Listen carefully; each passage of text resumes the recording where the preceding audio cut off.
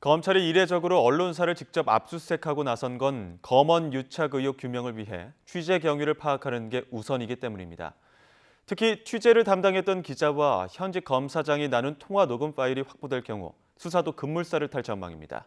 이종원 기자가 보도합니다. 이른바 검언 유착 의혹을 규명할 핵심 단서는 윤석열 검찰총장 측근인 현직 검사장의 통화 녹음 파일입니다.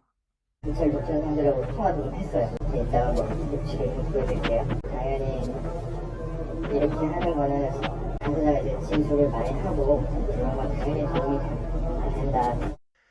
해당 검사장이 채널A 이모 기자와 통화하며 실제 유시민 이사장의 비리 의혹을 제보하면 이철 전 신라젠 대주주에 대한 선처가 가능하다는 취지로 이야기했는지 확인이 필요한 겁니다. 해당 검사장은 통화 자체를 부인했지만 이 기자를 만났던 이철 전 대주주 측 제보자는 이어폰을 통해 분명히 검사장의 목소리를 들었다고 주장했습니다. 녹음 파일을 들려주고 나서 그쪽 채널A 모 기자가 이렇게 얘기를 해요. 윤석열 한 칸 띄고 측근을 쳐봐라. 이 사람이냐라고 물어보니까 맞다라고 하죠. 검찰은 압수수색을 통해 이 기자를 포함한 취재진의 휴대전화와 노트북, 내부 보고자료 등을 확보하는 데 주력한 것으로 알려졌습니다.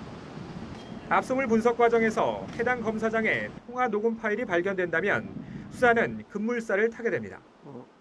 해당 검사장이 아닌 다른 검찰 관계자라도 제보를 조건으로 선처를 약속했다면 수사 칼날은 검찰 내부로 향할 수밖에 없습니다. 그러나 이번 의혹이 보도된 지 한 달이나 지난 상황이라 당시에 사용했던 휴대전화나 노트북 등을 이미 교체했다면 단서 확보가 쉽지 않을 수도 있습니다. 문제의 녹음 파일 존재 자체가 확인되지 않는다면 형사처벌 여부와 상관없이 유착 의혹을 규명하는 데는 한계가 있을 수밖에 없는 겁니다.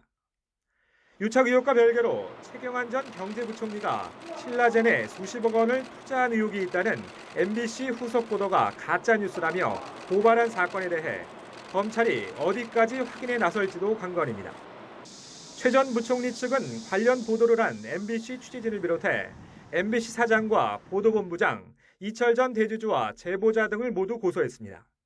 검찰은 유착 의혹 규명이 우선이란 방침을 세운 것으로 알려졌지만 상황에 따라 언론사에 대한 추가 강제 수사 가능성도 배제할 수 없어 파장이 만만치 않을 것으로 보입니다. YTN 이종원입니다.